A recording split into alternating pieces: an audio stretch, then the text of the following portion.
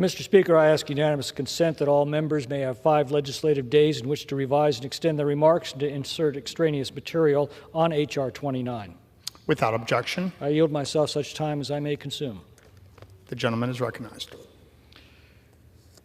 Mr. Speaker, the brutal murder of Laken Riley was foreordained the day that Joe Biden took office and reversed the successful Trump policies that had finally secured our borders. Since that day, just 4 years ago, more than 7.8 million illegal aliens have been deliberately allowed into our country. The population the size of the state of Washington, our 13th largest state. Very little is done to vet these millions of illegal migrants. We don't know how many terrorists and violent criminals are among them, and worse, the Democrats don't seem to care. We know that the number of terrorists we are apprehending has skyrocketed, and that violent international crime cartels and violent foreign gangs are now operating freely in our communities, often protected from deportation and detention by the Democrats' sanctuary laws. One of these criminals has now been convicted of the brutal murder of Laken Riley. How many such monsters have the Democrats deliberately allowed into our country? We do not know. But we are slowly, painfully, and tragically finding out victim by victim.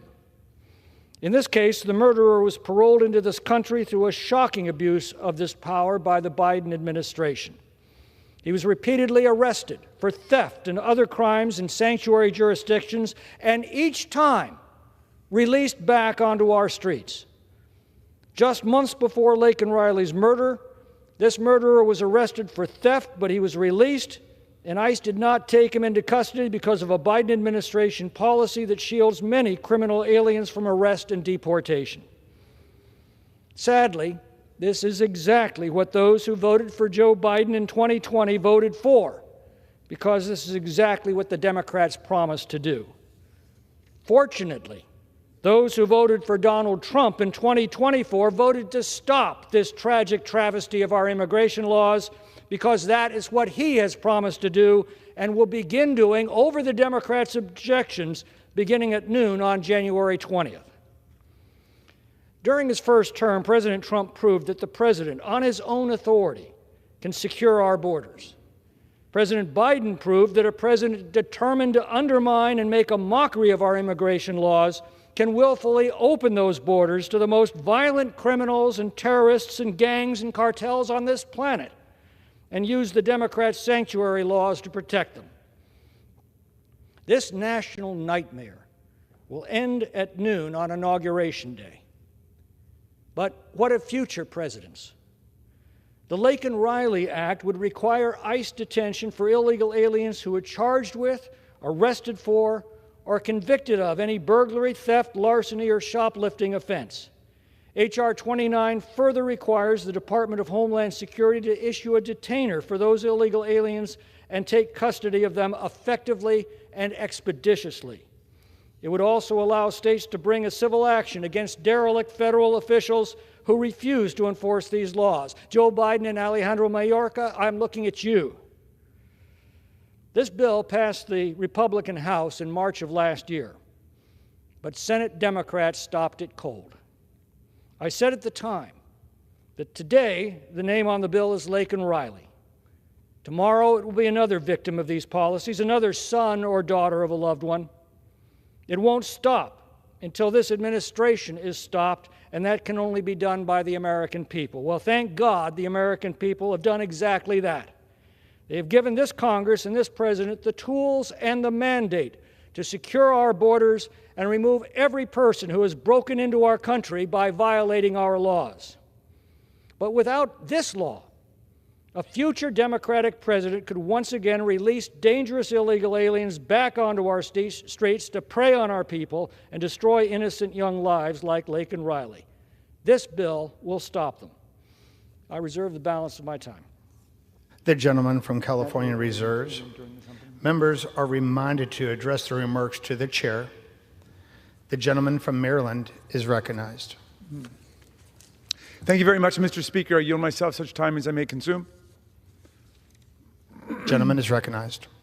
Thank you. The Biden administration brought us back from a devastating pandemic and the Trump economic crisis by investing in American workers, American manufacturing, and American infrastructure. Our policies for the working class majority, instead of the tiny, rapacious billionaire class, pulled our economy back from the brink. Today, our nation's economic strength is, quote, the envy of the world, as The Economist magazine put it, with an unemployment rate of 4.2%, wages rising across America, and the gross domestic product growing at a robust 3.1%. Moreover, the murder rate is way down in America. Unlawful immigration at the southern border is now below where it was when Donald Trump left office 4 years ago.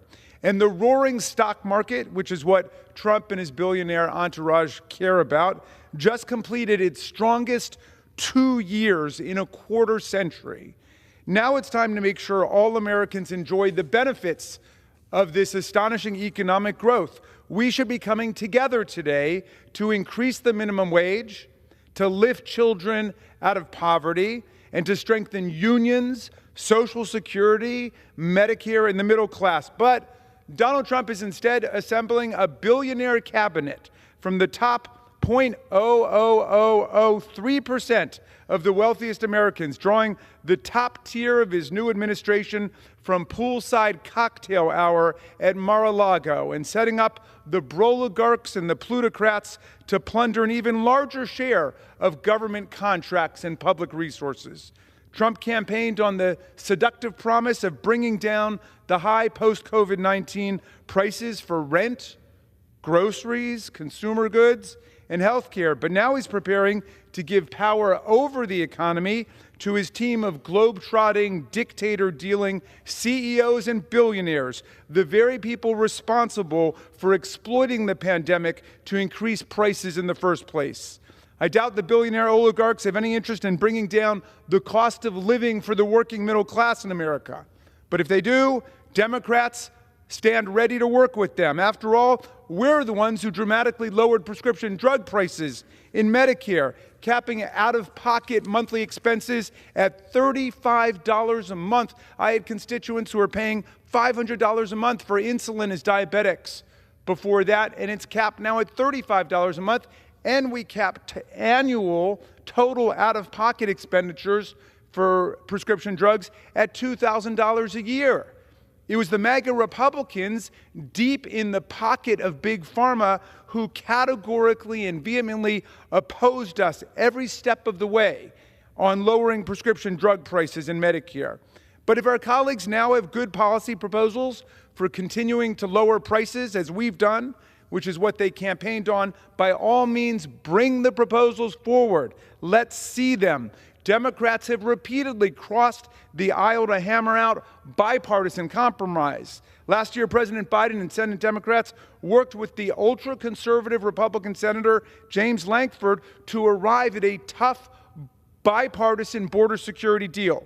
But President Trump aggressively tanked the deal, openly expressing his preference for railing against a border crisis rather than actually developing a border solution. Now today the Republicans are on the floor, not with their long-awaited but entirely missing policy solutions to the problems of inflation or immigration. Instead, their bill today is an empty and opportunistic measure. It's not like the compromise they tanked in the last Congress, a bill for greater border security, or for better technology in the ports of entry, or for expanding legal pathways to immigration and citizenship for millions of people, or for addressing huge immigrant visa backlogs. No, this bill would upend 28 years of mandatory immigration detention policy by requiring that any undocumented immigrant arrested for theft, larceny, or shoplifting be detained even if they are never convicted or even charged with a crime. This is a radical departure from current law, which since 1996 has generally required mandatory detention only for persons who are criminally convicted or who admit to having committed certain serious crimes. That is, when criminal guilt is certain and established beyond a reasonable doubt. under this bill, a person who's lived in the United States for decades, say for most of her life, paid taxes and bought a home, but who was mistakenly arrested for shoplifting, would not be freed to resume her life, but rather would be detained and deported even if the charges are dropped and even if the police admit that the arrest was mistaken. Consider a young dreamer or TPS recipient who's with a group of friends after school and someone in the group shoplifts, stealing a candy bar. To scare the whole group straight, everyone's arrested, whether they were involved in the shoplifting or not. But nobody is charged, and the charges are dropped. For most of the kids, it's a humiliating afternoon and a valuable life lesson. But for one of them, a young person who's been in America lawfully for years with his or her family, the consequences would be devastating under this legislation. Mandatory detention and deportation from the country just for having been arrested, even if never charged. It seems to me passing strange, Mr. Speaker, that our friends are taking this position when they do not even believe that the criminal justice system can be trusted when a jury unanimously convicts someone who's had the best legal representation money can buy in the state of New York on 34 different felony criminal counts after an extended criminal trial with all due process protections, including cross-examination and the right to counsel being afforded. If the criminal justice process cannot be trusted to identify a truly guilty person, even when that person has been arrested, charged, indicted, prosecuted, represented at every stage, given an opportunity to cross-examine all witnesses and to testify personally, and then is unanimously convicted by a jury of his peers beyond a reasonable doubt, how can the criminal justice process be trusted to identify a truly guilty person just with an arrest and no indictment, no prosecution, no cross-examination, no neutral adjudication by an impartial judge, no fact-finding, and no criminal conviction by a 12-person jury beyond a reasonable doubt? Mandatory detention has always been reserved for people who are convicted of crimes and actually commit crimes. Expanding the detention requirement to include every person who's merely been accused of or arrested for, even if not charged for, shoplifting, for example, collapses the distinction between actual conviction on serious offenses versus simply being charged with or arrested for something very minor, even if the charges don't even lead anywhere. Congress has never even appropriated sufficient resources to detain all non-citizens who do fall under the currently serious mandatory detention categories. Even President Trump, during his first term, never tried to detain all migrants theoretically subject to mandatory detention. So this extremely elastic new provision adds nothing to the equation other than more empty rhetoric and greater bureaucratic bloat. The bill also seeks to give state governments authority and control over the federal immigration system by trespassing on the Article II executive power in a way that 8 out of 9 justices on the Supreme Court completely repudiated 2 years ago as a blatant violation of the separation of powers. The bill seeks to give state attorneys general precisely what the Supreme Court has denied: constitutional standing to sue the federal government in court for perceived violations of sections of the Immigration and Nationality Act, so states can block federal immigration policies, capsizing the Supremacy Clause and expanding judicial power to encroach upon executive discretion under Article II. In June of 2023, the Supreme Court in United States versus Texas emphatically rejected the alleged standing of states to sue the federal government to alter the government's immigration arrest policies. This bill attempts a legislative bypass of this constitutional decision in U.S. versus Texas, written by Justice Kavanaugh and joined by 8 of 9 justices on the court.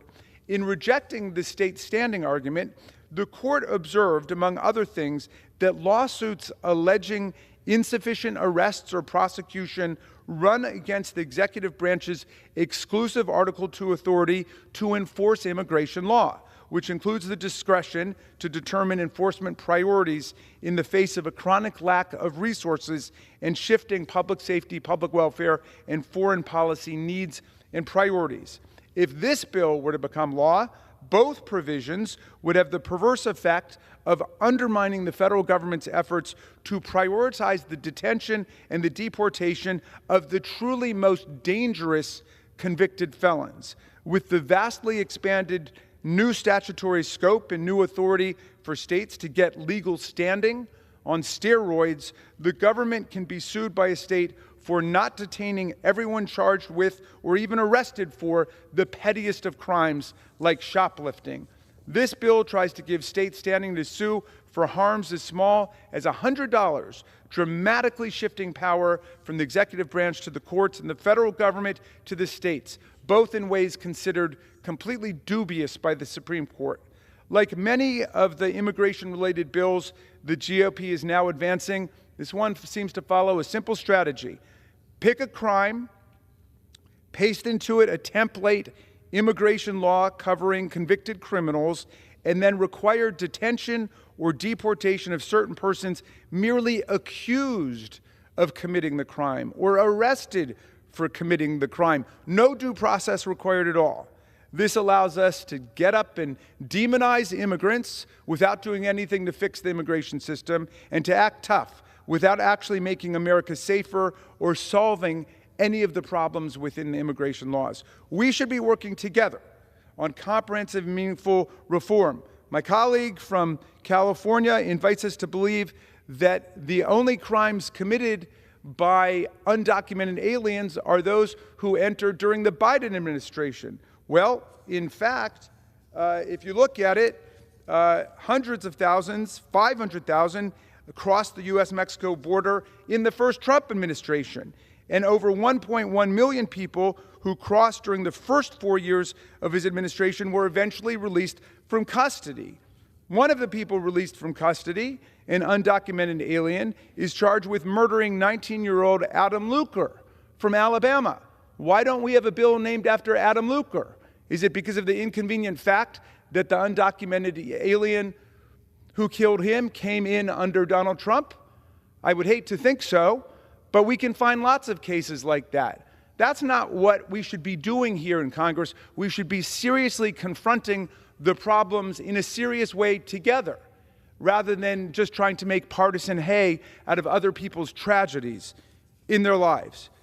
Mr. Speaker, this legislation does not move the ball forward on any of the problems facing America. And they are being moved under closed rules, without a hearing, without any legislative scrutiny. This means that no member, not only just Democrats, but Republicans too, no member can offer any amendments to repair the gaping flaws and gaps in these slapdash political bills.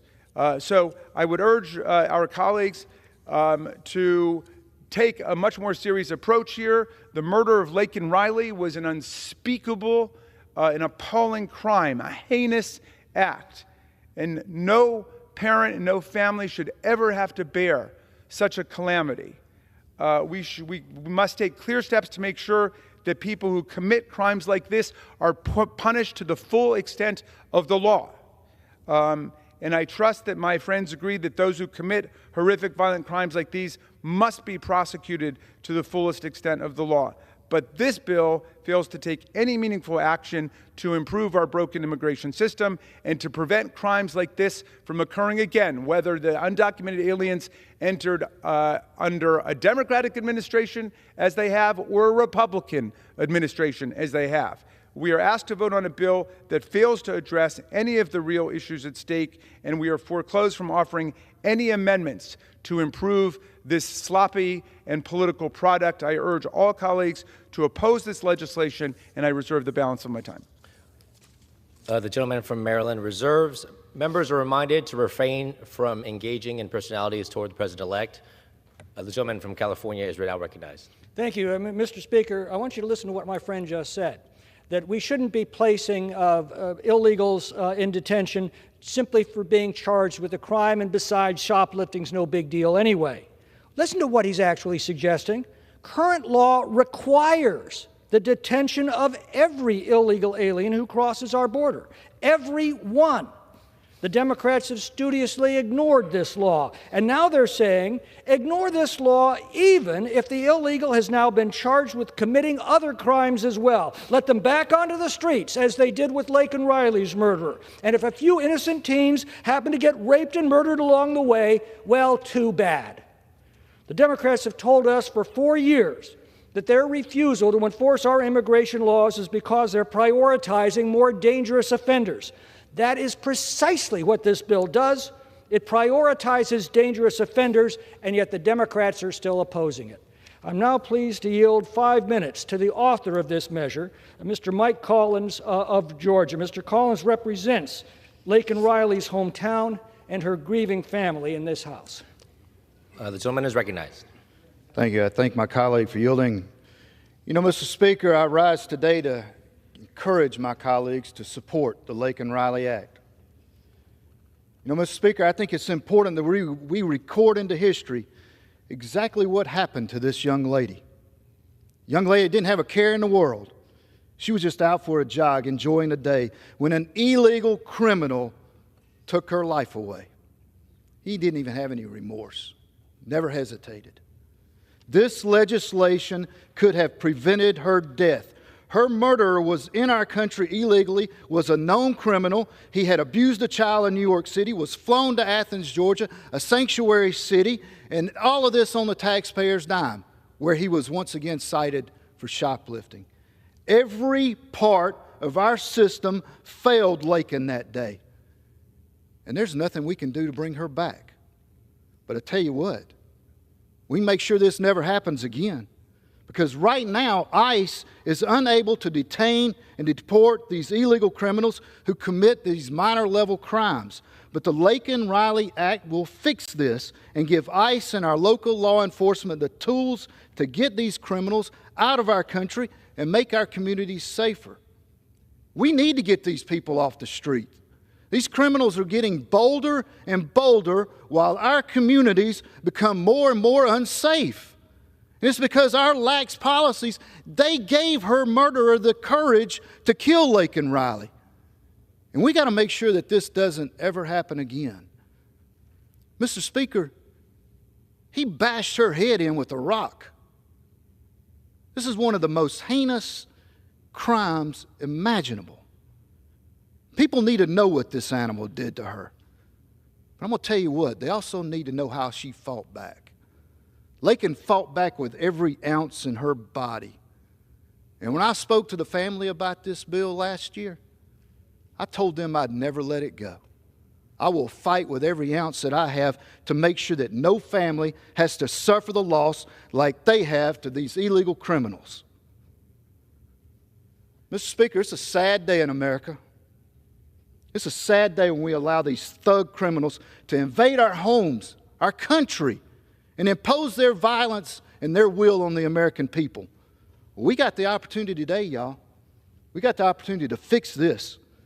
And I encourage all my colleagues to join me in voting yes. I want to leave you with an excerpt from a statement from the Laken Riley family. The Laken Riley Act has our full support because it would help save innocent lives and prevent more families from going through the kind of heartbreak we've experienced. Laken would have been 23 on January the 10th. There is no greater gift that could be given to her or our country than to continue her legacy by saving lives through this bill. Every single member of Congress should be able to get behind this purely common sense bill that will make our country and communities safer. Mr. Speaker, God help us. God help us. I yield back. Reserve. The gentleman reserves. The gentleman from Maryland is recognized. I yield 3 minutes to the distinguished gentleman from New York, Mr. Napler. Thank you, gentlemen. Mr. Speaker, I rise in strong opposition to H.R. 29. I want to start by expressing my deepest condolences to Laken Riley's family. Her death was a tragedy, and we all mourn her loss. May her memory be a blessing. I wish that we were considering legislation that was worthy of her name. Instead, the Republican majority is beginning this new Congress right where they left off in the last one, with legislation that targets and scapegoats immigrants but does nothing to address the real problems in our broken immigration system, all while ignoring basic due process and constitutional principles. Among other things, this legislation would subject to mandatory detention any undocumented immigrants who are merely charged with committing an act of theft or shoplifting, even if they are innocent. This means that someone who's merely accused of shoplifting, someone who might be innocent, who might be the victim of mistaken identity, and who has not had the opportunity to clear his name, would be subject to mandatory detention. This bill is so broad that it would lead to the detention of people who have committed no crime and have no intention of harming anyone. That flies in the face of all notions of basic due process and reason. It's both pernicious and absurd. And where will the federal government get the resources to detain all these people?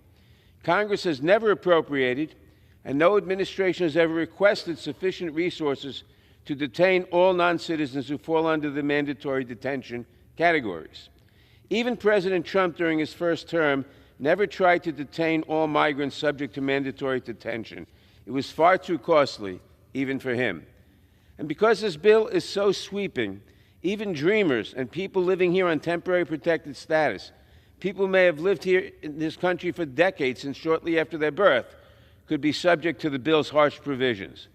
If that weren't bad enough, the bill also declares that states have standing to sue over certain immigration provisions so long as the state or its residents suffer even the most trivial financial harm. This appears to be a ham-handed attempt to circumvent recent Supreme Court rulings limiting states standing to sue the federal government over immigration enforcement matters. But merely declaring that the states have standing to sue does not make it so, and this provision is almost certainly unconstitutional. Unfortunately, the lack of attention that Republicans pay to such matters perfectly sums up their entire approach to immigration. Instead of working towards serious solutions to serious problems, they are content to simply play politics and consider it a job well done. I urge my colleagues to oppose this legislation, and I yield back the balance of my time. We reserve. The gentleman reserves. The gentleman from California is now recognized. Mr. Speaker, I'm pleased to yield 2 minutes to Mr. Andy Biggs of Arizona, who's done yeoman work on our subcommittee on this issue. The gentleman is recognized. Thank you, and I thank our subcommittee chairman, Mr. McClintock, for yielding. Again, our hearts go out to the Laken Riley family. We think about them. This bill is named for Laken Riley, but it has an impact far greater. But once again, we must acknowledge that we can no longer take the feigned, empty words of sympathy from those across the aisle and the Biden-Harris administration because they refuse to do anything meaningful to stop the carnage or even slow down the border surge that's been going on. Illegal aliens who commit crimes must not be released into our communities. Our colleagues can't even use the term of art that's in the statute, illegal alien. They can't even use that. They conflate legal immigration with those who enter our country illegally. They call them undocumented immigrants. That's what they do. They don't ever stand up for the American people. And instead of taking the mandate of an overwhelming popular vote victory and an electoral college victory by this coming in President Donald Trump on the issue of border security, they let it go. They ignore it. In fact, places like San Diego, you know what San Diego just did? They declared themselves a super sanctuary city. Nobody is going to be held for ICE. So you get to explain to the victim of Nicholas Jose Francisco, a 25-year-old illegal alien from Guatemala, charged with molesting and raping a 5-year-old little girl. In New York City, there's more than 58,000 illegal aliens with a criminal record who have been charged with a crime on their streets. Or you get to explain and apologize to the victim of the 31-year-old illegal alien from Mexico who was recently arrested for breaking into a woman's home and raping her. This goes on and on because my colleagues don't want to Gentleman's time's expired. hold these people in Yield detention. an additional minute. The gentleman is recognized. You get to explain to the victim of the 28-year-old illegal alien who tortured and burglarized a Dallas woman just a month or two ago. Yeah, so you can stand up and say, we're not bringing meaningful legislation. You can stand up and say that you feel real bad for Laken Riley and her family. And how about all the other victims of illegal aliens who have committed crimes? But you know the first thing they did that was illegal? They entered our country. You want to protect them. We want the law enforced. I yield back. Gentleman yields. Reserve. Gentleman reserves. Gentleman from Maryland is recognized. Thank you, Mr. Speaker. In fact, the Democrats got behind a bipartisan border security bill which beefed up law enforcement at the border, which beefed up judges at the border, and that was tanked by Donald Trump and by the Republicans in the House. They are the ones, Mr. Speaker, who refuse to engage in meaningful legislative work to get the job done here. We won't be lectured by our colleague that we don't stand up for the American people. The author of this legislation actually yesterday sent out a tweet, social media statement characterizing the January 6th violent assault on this chamber, where 140 officers were wounded, injured, and hospitalized by a rampaging mob this way. On this day in history, 2021, said the gentleman, thousands of peaceful grandmothers gathered in Washington, D.C. to take a self-guided, albeit unauthorized tour of the U.S. Capitol building. I like that touch, albeit unauthorized. Earlier that day, President Trump held a rally where supporters walked to the Capitol to peacefully protest the certification of the 2020 election. During this time, some individuals entered the Capitol, took photos, and explored the building before leaving. Well, isn't that sweet? We see exactly how much faith and confidence they really have in the American criminal justice system and how much they really stand on the side of law enforcement. Yeah, it was just a leisurely stroll by a bunch of peaceful grandmothers on January 6th. And these are the people that now are inviting us to dramatically change the immigration laws without even a hearing as to what it's going to mean in any particular case. I yield 5 minutes to the distinguished gentlelady from Washington, Ms. Jayapal. The gentlelady is recognized. Thank you, Mr. Speaker. Laken Riley was, by all accounts, a remarkable young woman whose life was tragically cut short by a horrific act that should be prosecuted to the full extent of the law. My heart goes out to her family and loved ones who grieve her death. And I understand, as a mother myself, fully why, in the face of such senseless violence, especially against someone so young, there is an urge to do something, anything, to feel like you are actually helping to fix the problem. Unfortunately, this bill does nothing to fix the immigration system or to prevent future tragedies like this. It is simply an attempt to score cheap political points off of a tragic death. And in the process, it unfairly sweeps up many more innocent lives with no due process. So let us be clear. This is the Republican playbook over and over again. Scare people about immigrants. Never propose anything that actually solves an outdated and arcane immigration system that desperately needs Congress to allocate resources and update legal pathways to make the immigration system work for everyone. My Republican colleagues simply want to preserve a broken immigration system as a campaign issue so that they can scapegoat and demonize immigrants, all to distract the American people from their real goals of making working people pay for another Republican tax scam that benefits billionaires and the wealthiest.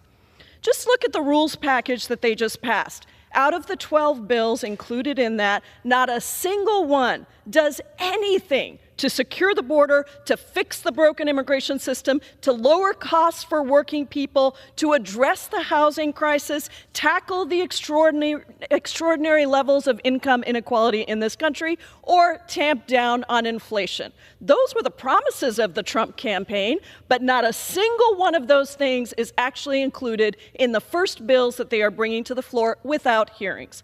So let's talk about what this bill actually does. This bill goes far beyond subjecting those who are convicted to or admit to committing a theft offense to mandatory detention.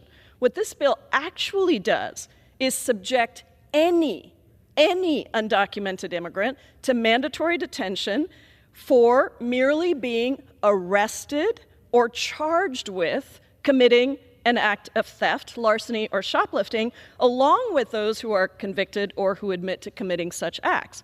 So under this bill, a DACA or a TPS recipient could be subjected to mandatory detention for crimes that are extremely low level or for something that's not even a crime, without even having had a fair day in court, without a conviction. So let's be clear, we are talking about people who have been in this country for decades. Many of us in Congress are parents. Imagine your child is with a group of kids grabbing an after-school snack at a 7-Eleven, and one of them chooses to just snitch a little candy bar off the shelf. The shop owner calls the police, and all the kids are arrested for shoplifting. If your child is a DACA recipient, someone who has lived here nearly their entire life, they are now subject to mandatory detention under this bill. Unfortunately, there are countless real-life examples of people getting wrongfully arrested for crimes that they didn't commit. In 2019, a man in New Jersey was arrested for shoplifting and trying to hit a police officer with a car because facial recognition software falsely identified him as the perpetrator. He spent 10 days in jail, even though he was actually 30 miles away from where the crime was committed. If he had been a DACA or a TPS recipient and this bill had been enacted, he would be subject to mandatory immigration detention, even though he was innocent of the crime of which he was accused.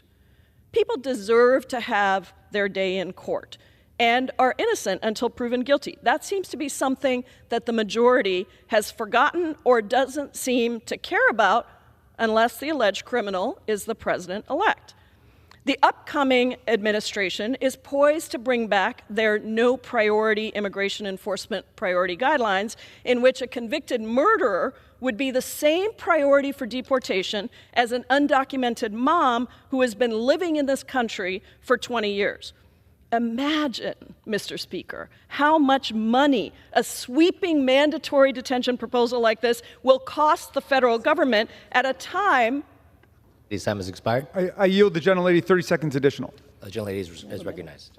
Actually, Mr. Speaker, I yield her 1 minute. Thanks. The gentlelady is recognized.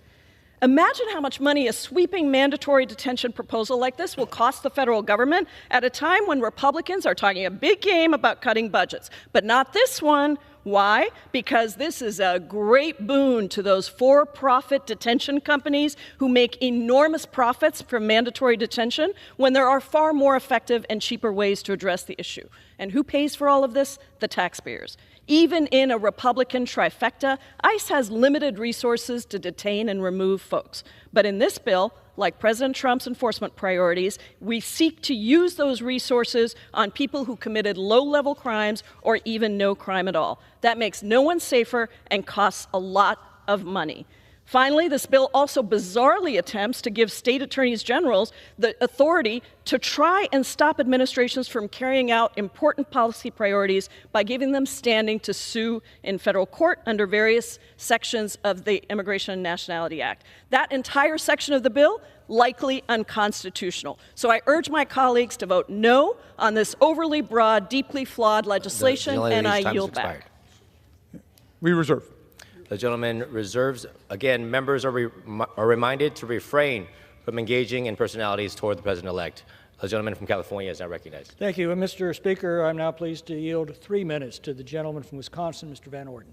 The gentleman is recognized. Thank you, Mr. Chairman. Thank you, Mr. Speaker.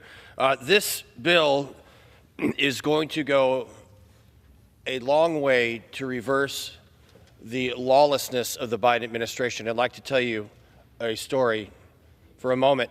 A criminal illegal alien entered the country with known gang tattoos and was allowed through Biden's porous border. He made his way to the state of Wisconsin, where he had warrants issued in Dane County for strangulation, suffocation, false imprisonment, battery, and disorderly conduct. He was not detained and deported as he should have been because Dane County is a sanctuary county. He then made his way to Minneapolis, Minnesota, where he was arrested for simple property crimes. He was not detained and deported as he should have been as a criminal illegal alien because Minneapolis is a sanctuary city. Then he made his way to a small town of 5,600 people, Prairie du Chien, my hometown, where he brutally raped a mother and savagely beat her daughter over a period of days and was finally arrested for domestic battery, strangulation, suffocation, physical abuse to a child, disorderly conduct, and 2 counts of second-degree sexual assault. None of this needed to happen if the law was adhered to. None of this would have taken place if this person was detained and deported for a simple property crime. Enough! It is the federal government's primary responsibility to protect its citizens. And you, sir, and my Democrat colleagues are refusing to do this, and it is shameful. It is time to protect our American citizens against criminal, illegal aliens, and I ask my colleagues on both sides of the aisle to strongly support this bill. And with that, I yield back. Gentleman reserves. Gentleman from Maryland is recognized. Reserve. Gentleman reserves. Gentleman from California is recognized. I reserve. Gentleman from Maryland reserves. So the gentleman from California is recognized. Thank you, Madam Speaker. I'm now pleased to yield 2 minutes to the gentleman from North Carolina, Mr. Harris. Gentleman from North Carolina is recognized for 2 minutes. Madam Speaker, I rise today in strong support of H.R. 29, the Laken Riley Act. For the past 4 years, the American people have suffered under the Biden administration's disastrous open border policies that have allowed millions of illegal aliens to flood our communities. One of those illegal aliens was Jose Ibarra. In 2023, he was caught shoplifting. And despite multiple arrests on his record, in addition to his illegal status, he was released under the Biden administration. Months later, as we all know, he murdered 22-year-old nursing student Laken Riley. There's just no other way to put it. Her death is a direct result of President Biden's deliberate refusal to enforce our laws. It is the federal government's job to defend our borders and protect our citizens, and our government has failed us. Fortunately, a new leader is taking office soon. This past November, Americans demonstrated that they are fed up with the left's refusal to secure our border. I'm proud to be a part of a Republican majority that will work with the new administration to strengthen our laws to ensure the safety of every American. While I'm confident that the Trump administration will secure our border and, yes, empower ICE to do its job, we must not allow our security to depend on whether or not a Republican occupies the White House. We in this Congress must ensure there are no future Laken Rileys. I urge my colleagues on both sides of the aisle to support this legislation, and I yield back. Gentleman from California reserves. Reserve. Gentleman from Maryland is recognized. We reserve.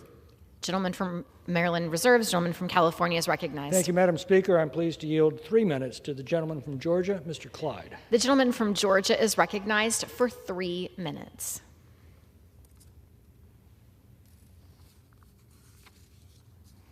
Thank you, Madam Chair. I rise today in strong support of H.R. 29, the Laken Riley Act. This bill is in remembrance of Laken Riley, the 22-year-old nursing student who was tragically murdered last year in my home community of Athens, Georgia, by an illegal alien from Venezuela who should have never even been in our country. After illegally crossing the southern border in 2022, Laken's murderer was released through the Biden administration's weaponization of the parole program. The following year, he was arrested by the NYPD for acting in a manner to injure a minor and for committing a motor vehicle license violation. According to an Athens Clarke County police report, this illegal alien went on to shoplift in Georgia just weeks after his encounter with law enforcement in New York. Clearly, this illegal alien had a pattern of criminal history, one that started when he accepted Joe Biden's invitation to illegally enter our country. He should have never been allowed to reside in the United States illegally, and ICE should have immediately issued a detainer after he committed these crimes. Because ultimately, if ICE had been aware and then issued a detainer, this criminal illegal alien would not have even been in the United States to commit the horrific murder of Laken Riley. We must enact changes now to protect our communities across the country from facing additional avoidable tragedies. Thankfully, H.R. 29 provides a common-sense solution to do just that. This legislation requires ICE to issue detainers and take custody of illegal aliens who commit crimes like theft, burglary, and larceny. But the local jurisdiction, the Athens Clarke County unified government, was a sanctuary city. And that's another problem. That's a big problem. The sanctuary policy hampers the Athens Clarke County Police Department and the Clarke County Sheriff's Office from recognizing and acting upon an ICE detainer, which could have prevented Laken's murder. Time and time again, communities and families throughout our nation have been devastated by heinous crimes committed by illegal aliens. In fact, this past October, the Peach State faced another unspeakable tragedy. In Habersham County, in my home district, Miss Mimi Rodriguez Ramirez was brutally murdered by an illegal alien from Mexico. She was just 25 years old and left behind a young daughter and a loving family. The citizens of Clarke County and Habersham County are hundreds of miles from any border, but are still being brutally victimized by illegal aliens. Enough is enough. These preventable tragedies must come to an end. As a co-sponsor of this critical legislation, I urge my colleagues on both sides of the aisle to support the Laken Riley Act. After all, one of the most formidable ways that Congress can deliver justice for Laken Riley, for Mimi Rodriguez Ramirez, and for their families is by passing this legislation to prevent additional avoidable tragedies from victimizing the law-abiding citizens of our nation. Thank you. Gentleman's time has expired. The gentleman from California reserves. Gentleman from Maryland is recognized. We reserve. Gentleman reserves. Gentleman from California is recognized. Thank you, Madam Speaker. I'm pleased to yield 2 minutes to the gentleman from New Jersey, Mr. Van Drew. The gentleman from New Jersey is recognized for 2 minutes.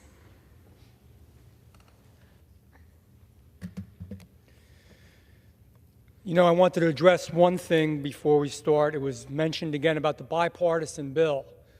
The bipartisan bill was a bad bill. It didn't stop catch and release.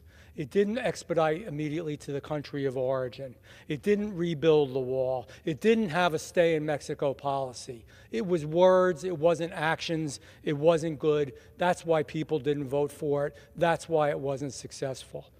Speaking about words, though, when I came here today, I thought about a lot of words. You know, I hear a lot of words, a lot of debate, a lot of discussion.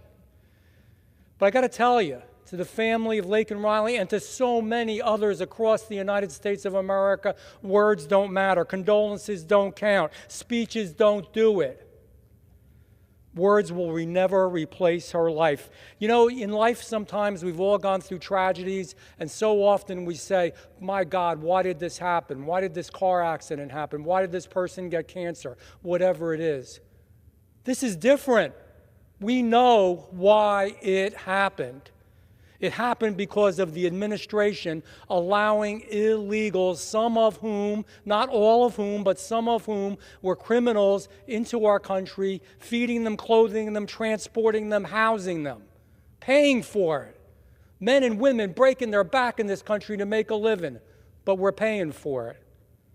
We know how it happened. We know how it happened to the New York City woman who was put on fire. We know how it happened to State Trooper Christopher Gadd in Washington State when he died because of illegal alien. We know how it happened to Elizabeth Medina from the great state of Texas, 16 years old, and her life was snuffed out. That's never okay. And Laken Riley, fighting for her life. You hear about her last 20 minutes on this earth. She fought, and she fought with everything she had. She didn't want to be raped. She didn't want to be brutalized. So this I don't want to curse here. This individual may. Another minute to the gentleman. Thank Gentleman you. is recognized for an additional minute. This individual then took a rock and bashed her head in until it's unrecognizable. You know what? Condolences aren't going to do it. I say that to my friend on the other side of the aisle, the ranking member. Feeling bad, feeling sorry is not going to do it. It doesn't make the difference. All of us here, most of us have been mothers, fathers, brothers, sisters, daughters, or sons. You can't imagine how her family feels. People say, I know how you feel. No, I don't know. I don't know. You don't know. But there is something we could do. All this bill is detain people who've done something wrong, who've broken the law already, and they have the potential to do even worse. All of these cases that I mentioned and many more would not have occurred if we had this law in place. Don't give the condolences. Vote for the bill. I yield back. Gentleman reserves. Reserve. Gentleman from Maryland is recognized. Thank you, Madam Speaker.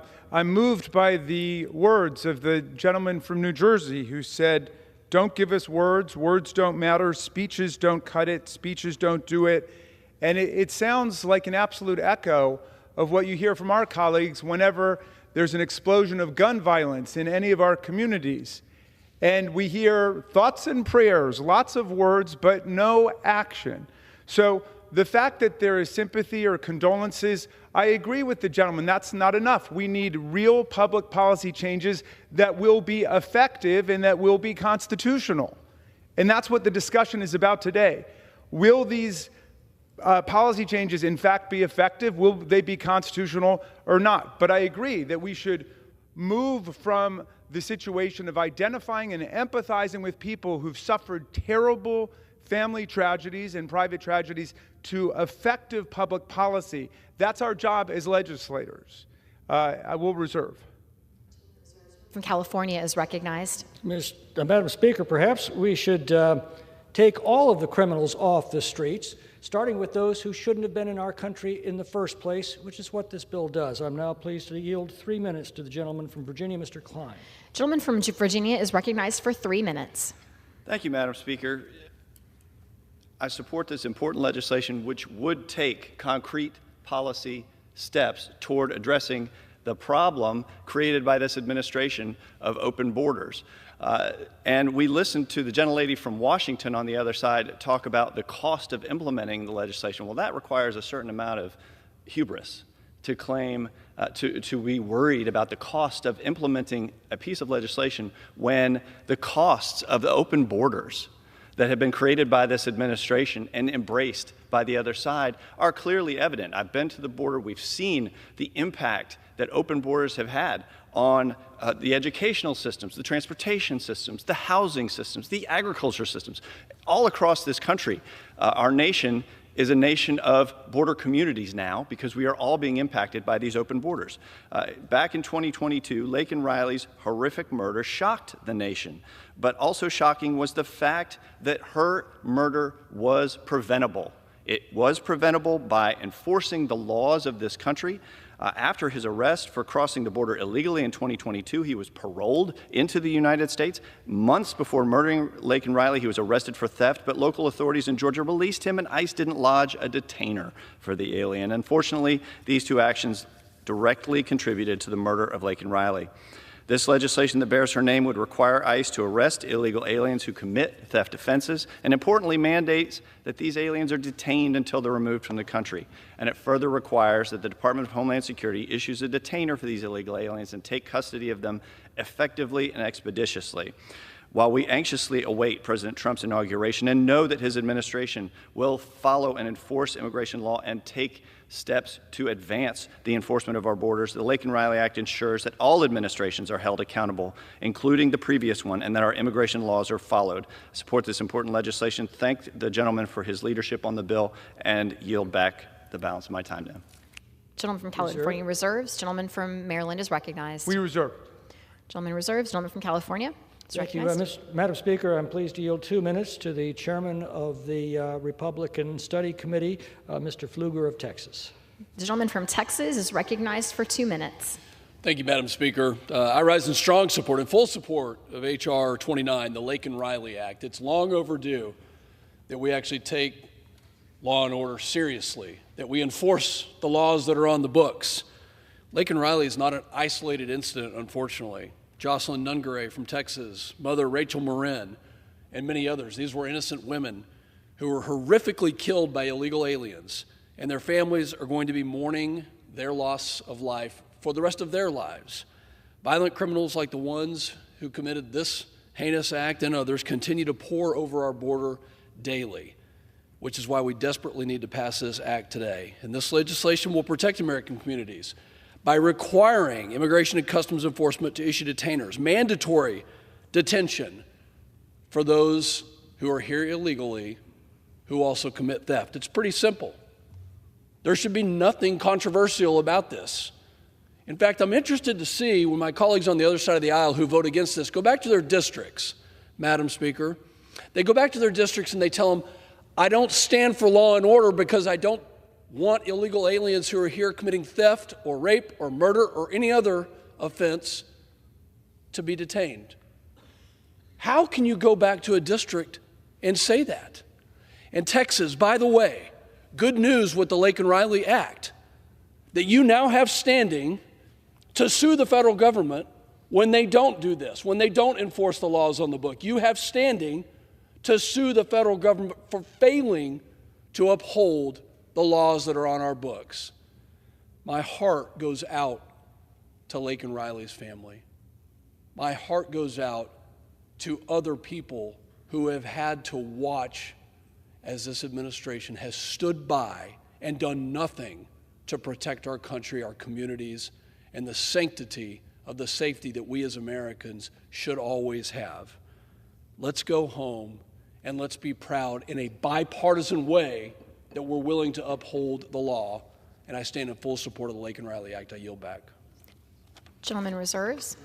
Gentleman from Maryland. Thank you, Madam Speaker. Just in answer to the distinguished gentleman, he stated precisely what the law is now. He said, how can we go back to our districts and not defend the immediate deporting of people who have committed theft? That's what the law is.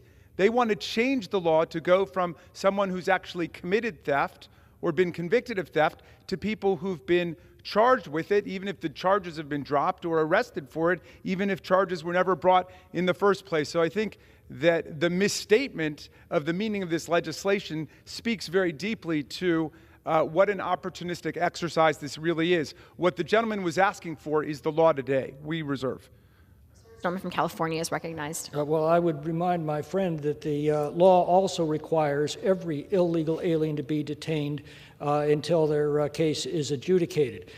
This bill simply, which is what the Democrats have ignored these last 4 years, this bill simply says if on top of that an illegal is charged with a crime, they need to be detained and taken off the streets.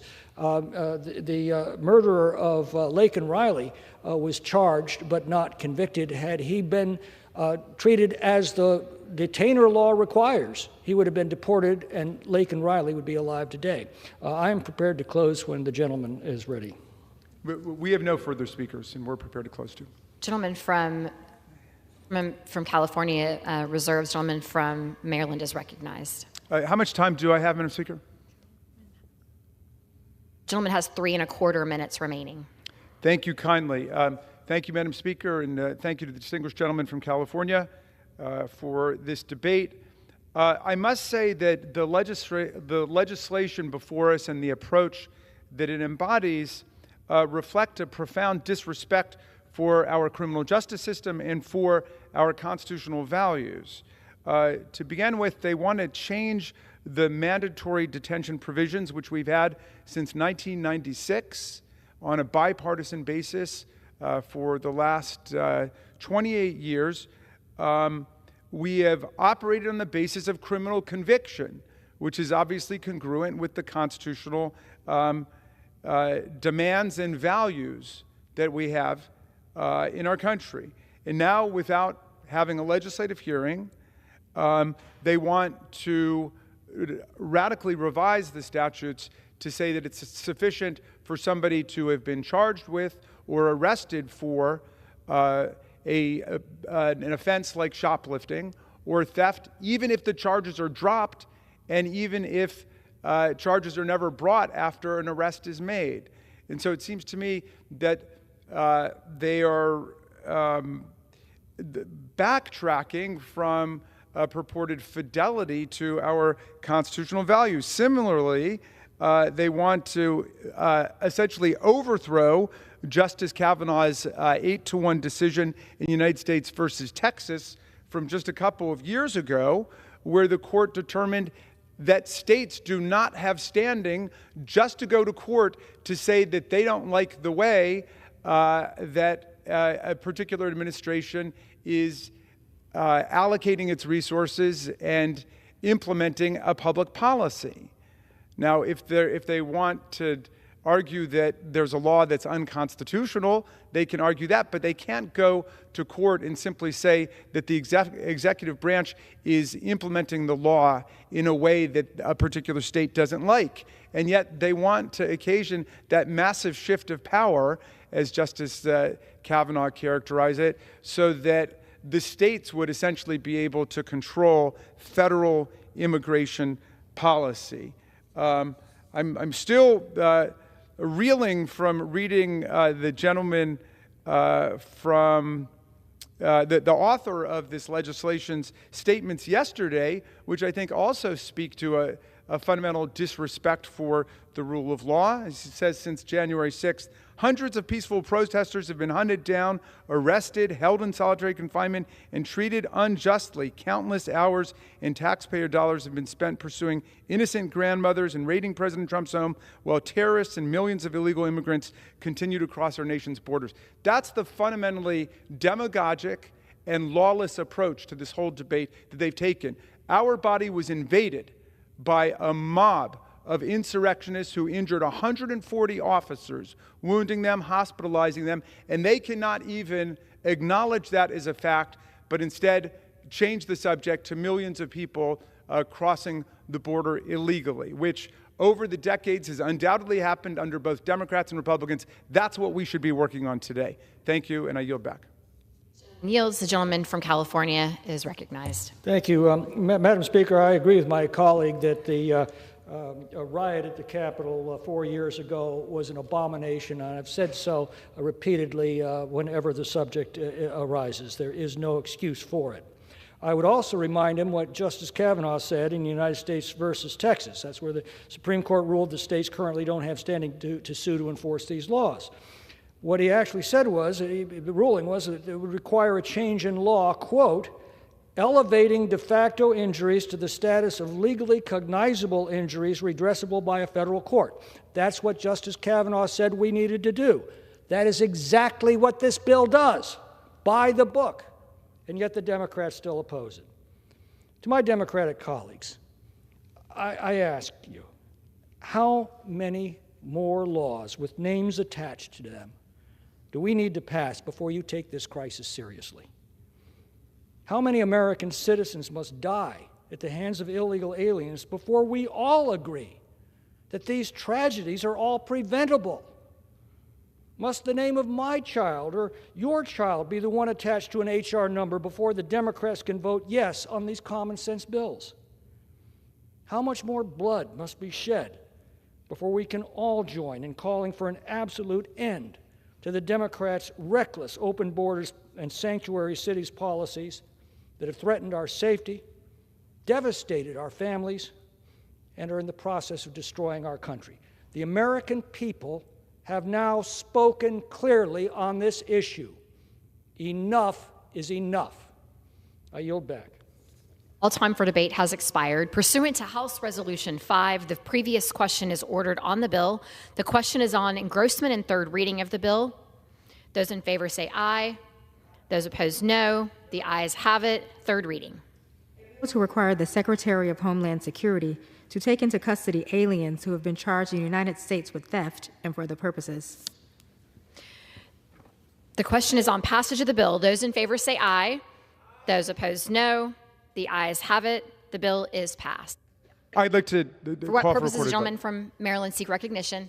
I'd like to ask for the yeas and nays. The yeas and nays have been requested. Those favoring a vote by the yeas and nays will rise.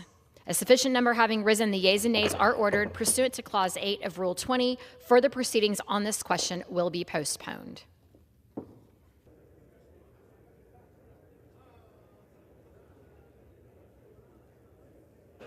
On this vote, the yeas are 264 and the nays are 159. The bill is passed without objection. The motion to reconsider is laid upon the table.